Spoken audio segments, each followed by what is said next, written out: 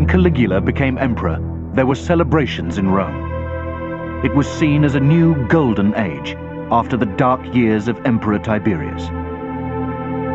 But Caligula would lead a life of debauchery and brutally murder for fun. He reveled in killing his victims slowly and painfully over days. Caligula forced families to attend their children's executions. His sadism horrified an empire. His whole aim in life as emperor was to explore the extreme limits of what he could do. He seems to have found the exercise of power very intoxicating and the desire to oppress other people very tempting. Caligula was born in 12 AD, the third son of a celebrated commander from the most powerful family in the Roman Empire. His real name, Gaius Julius Caesar, emphasized his imperial lineage. Caligula's father, Germanicus, was a war hero, posted on the empire's northern frontier.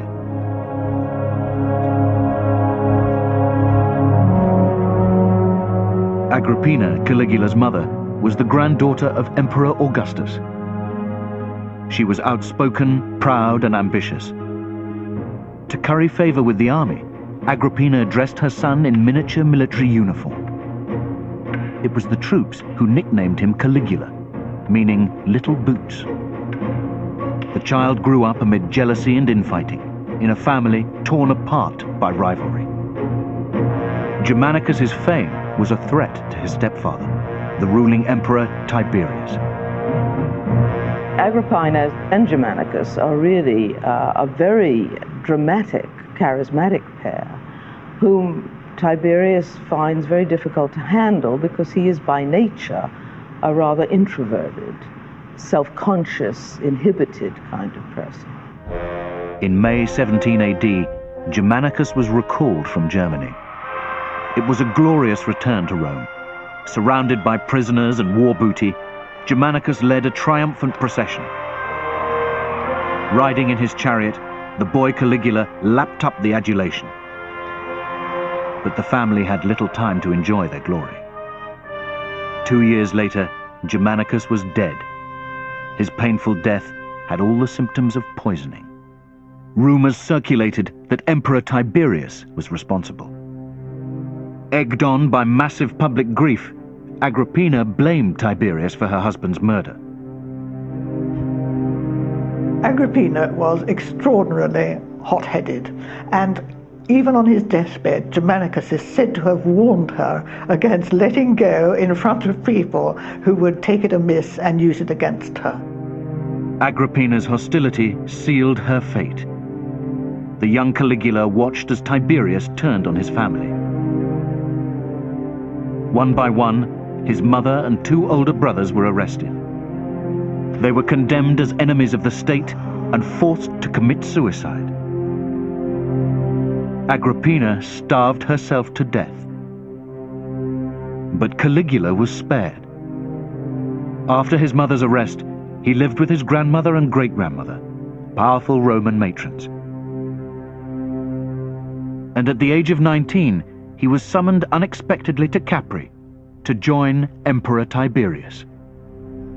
Tiberius invited Caligula when the moment of truth struck him about the succession, that all of the children of Germanicus were being picked off one by one, that if he did this, he would be betraying all the plans of Augustus for the succession. Now in his 70s, Tiberius was hated in Rome and in the Senate. His reign had been overshadowed by a series of treason trials, a method of eliminating rivals who spoke against the emperor. Leaving Rome behind, Tiberius had retired to Capri, far from public scrutiny. The island had grown notorious for debauchery and cruelty. For 6 years, Caligula lived here, forced to pay his respects to the man he held responsible for his family's deaths.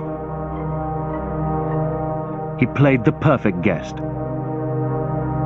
This was a young man who'd seen his brothers go and who'd learnt of all the dangers of talking out of turn. He had to contain his feelings and learn to present a polite and subservient front on any occasion.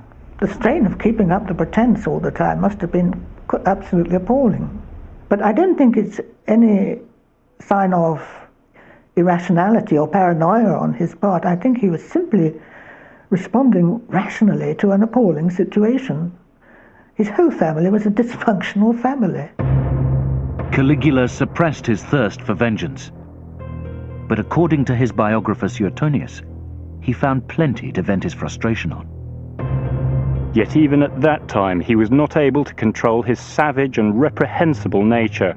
Indeed, he showed the keenest interest in witnessing the sufferings and torments of those condemned to be tortured. Caligula made the most of his time on Capri, creating key alliances.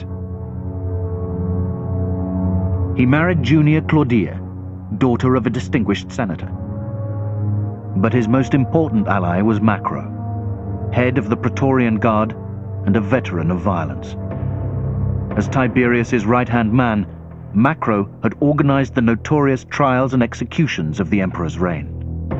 The partnership was so strong that Macro allowed Caligula to sleep with his wife. Tiberius watched the alliance in horror, fearful for the future of his own grandson, Gemellus. But his hands were tied. As the son of Germanicus, Caligula already had the people's support. With Macro behind him, he had the army too. Reluctantly, Tiberius named his joint successors. Caligula and Gemellus were to rule together. It would never happen. Tiberius died in March 37. Guided by Macro, the Senate threw out his will on the grounds of insanity. They handed sole control of the empire to Caligula. The new emperor was just 24 years old. Insecure and highly strung, he was tall and spindly, with sunken eyes and thinning hair. Later in his reign, he was to order men with thicker hair to shave their heads. For now, Rome was elated. The crowds that greeted him were quite extraordinary, and he was greeted in the same way by the Senate. Everything went absolutely smoothly. They were falling over themselves to welcome him. Since the days of Augustus, the Roman emperor was first among equals. In their enthusiasm, the Senate handed Caligula absolute power. Caligula found himself as the leader of the Roman world, and as a man with power of life over death over all of his subjects. And perhaps what makes him different from his predecessors Augustus and Tiberius is that here we have the naked display of an autocrat. Caligula and Macro capitalized on the mood of celebration. The Praetorian Guard were handed a cash bonus. The Roman people were treated to theater and games. The Senate were reassured that Tiberius's hated treason trials would stop. And to their relief, Caligula publicly destroyed papers listing his family's accusers. He promised there would be no prosecutions. No one knew there were copies. The first 6 months of Caligula's reign were a period of euphoria. They came at a price. In just 12 months, Caligula ran through 2.7 billion sesterces, enough to pay the army for 8 years. But the golden days of fun had taken a greater toll on his health. Before the summer was over, he suffered a physical and mental breakdown. Caligula's condition sent shockwaves through Rome. Desperate for his recovery, one high-ranking Roman offered to fight gladiators if the emperor survived. Caligula did, but he was a changed man. For the rest of his life, Caligula suffered headaches and sleepless nights, pacing his palace till daylight. But it was Rome that suffered most. Caligula demanded a terrifying show of loyalty. The man who had promised he would fight as a gladiator, he obliged to fulfill his vow, looking on as he struggled in combat and not letting him off until he had won his fight and pleaded repeatedly for delivery. When he was at death's door, he will have come to realize that he was not indispensable. And when he began to recover, he will have realized that people were taking measures that would cover the situation in case he didn't get better. In other words, he saw people preparing for the after Caligula situation, and this was intolerable to him. Caligula lashed out at close relatives and friends as he regained his strength. Gemellus, Tiberius' grandson, was accused of hoping for the emperor's death. The 18-year-old was shown how to kill himself. Caligula turned on his father-in-law, Silanus. The old man was accused of treason. Even Macro fell foul of the emperor's anger and mistrust. Caligula had grown resentful of his mentor's advice. He charged Macro with prostituting his wife. Both committed suicide. Ennia had been Caligula's mistress. Now Macro had gone, no one would hold Caligula back. At the age of 24, Caligula had been handed the reins of power. He had removed immediate threats to his position and thrown himself into an orgy of pleasure. He spent vast amounts on sports and games. Caligula came to believe that he could use his power to indulge his own pleasures and his own whims, and that he could do anything to anybody. He didn't realize that if you want to stay in power, you actually have to control your emotions and your desires. Caligula built his own racing track and poisoned his rivals' horses. He joked he would appoint his favorite horse to the Senate, since it was as clever as any senator. This was an intelligent man, and a witty one, very well able to deal with words. The stories about him are sometimes quite amusing if they didn't have victims. Caligula also had a passion for gladiators. He ordered more bloodthirsty spectacles, and to the horror of the Senate, he even joined in, killing a gladiator in a mock fight. Once, when he and a Murmillo from the gladiatorial school had been having a fight with wooden swords and the latter deliberately fell to the ground, he ran the man through with a real dagger. 1 year into his reign, Caligula was showing a mania for self-indulgence. Guests to his dinner parties were presented with food made of gold, while the emperor drank pearls dissolved in vinegar. His sexual appetite has gained lasting notoriety. Caligula demanded sex from prisoners, senators, and members of his family. He habitually indulged in incestuous relations with all his sisters, and at a crowded banquet he would make them take turns in lying beneath him, while his wife lay above. When Drusilla, his favorite sister, died in 38 AD, Caligula declared her a goddess. He placed her statue in the Temple of Venus, goddess of love. Caligula was obsessed by women he could not have. We don't know whether he was really particularly highly sexed, but what we do know is that he liked summoning women away from their husbands, debauching them, and then returning them. This is clearly a power thing. After his first wife died in childbirth, Caligula snatched his second wife at her wedding to another man. He divorced her within weeks. His third wife was married too. The emperor forced her husband to give her away. But in his fourth wife, Caesonia, Caligula found his soulmate. She was promiscuous and extravagant. Caligula was delighted, parading her naked in front of his friends. But even she was not safe. When Caligula kissed her neck, he told her he could cut it whenever he wanted.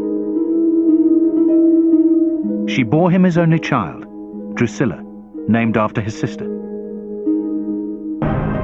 Less than 2 years after his ecstatic reception, the emperor's behavior was causing alarm in the Senate.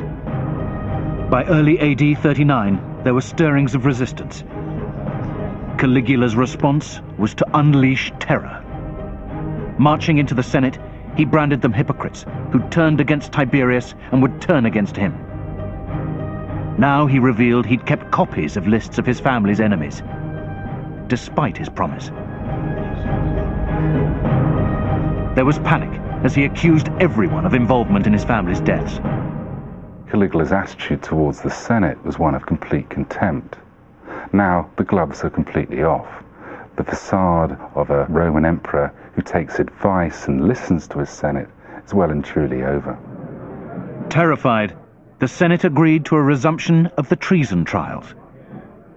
It's a stage in his deterioration, a very, very marked stage, and I think a fatal one, because you couldn't do without the Senate. You might kill X number of senators, and his successor killed a number of senators too, but you can't do without the Senate as a whole, and he alienated them. Caligula's purge was indiscriminate. Throughout his reign, the emperor took a keen interest in inflicting death. He issued precise instructions. Prisoners should be killed slowly by a series of small cuts. Executioners were told victims must feel their deaths. Caligula's evil shows in his desire to make people suffer. We're told that he was torturing a man for so long that his brains began to putrefy and to smell. Another victim claimed he was innocent. The execution was stopped. Caligula ordered soldiers to cut out his tongue. Then they killed him. The emperor was often present, even dining during the ordeal. He also insisted the victims' families join him. One father pleaded that he was too ill to attend. Caligula sent a litter to his house to collect him. As Caligula indulged his sadism to the hilt, members of the Senate even found themselves ordered into the gladiators' ring. The arena was a perfect place for Caligula to humiliate his Senate, because all of the citizen body would be there, watching and being watched. Caligula was very much a sadist. He enjoyed, at the lightest, teasing people, and at the worst, actually torturing them.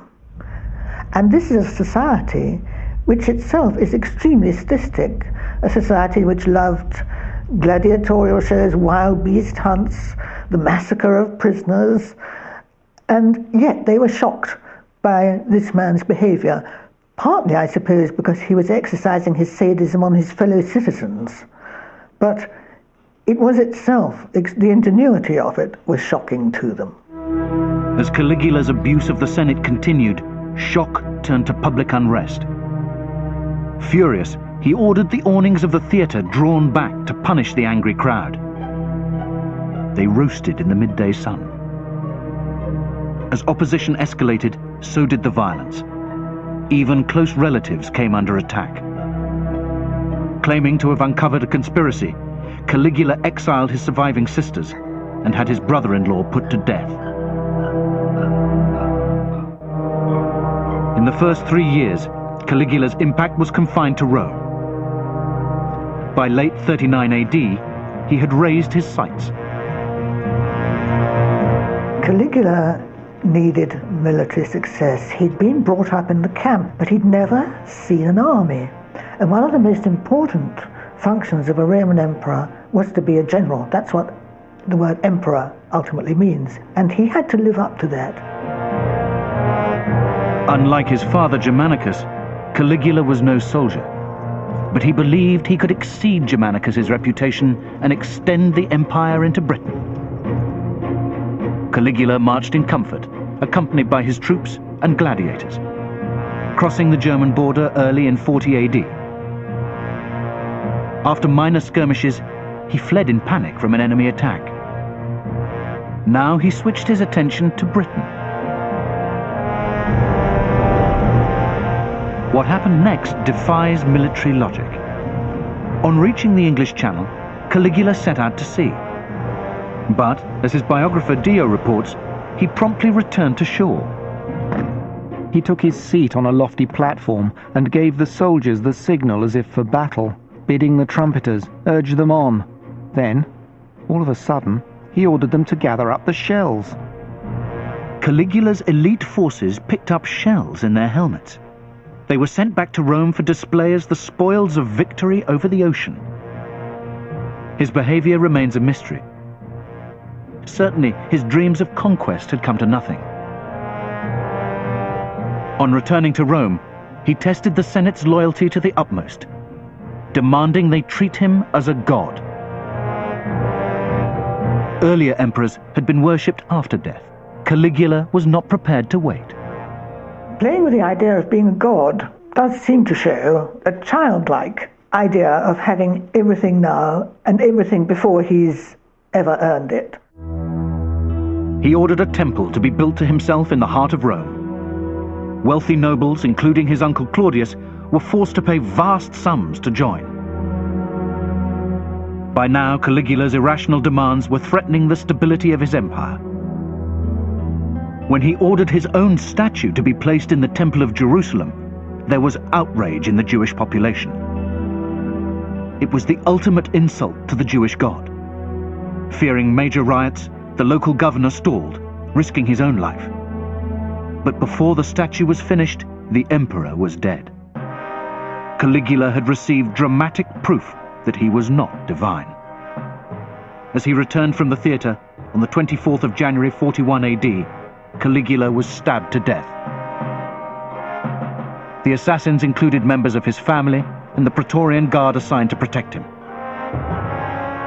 Caligula was killed because there was no other way to get rid of him, and no apparent end to the evils he was prepared to perpetrate. There was an ancient theory that if a man was evil enough, his soul was so corrupt, the only way you could cure him was to kill him. The corpse was left with more than 30 wounds. His wife, Caesonia, was hunted down and stabbed. Drusilla, their 2-year-old daughter, was beaten to death against a wall. The Roman world thought that it was relieved of a monster. The horror of what he'd done between the year he came to power and the moment of his assassination was astounding. Convinced he too was on the hit list, Caligula's uncle Claudius was found shaking behind a curtain. To his amazement, he was marched to the Praetorian camp and acclaimed as emperor. Once again there was rejoicing in the Senate, and Caligula's statues were torn down.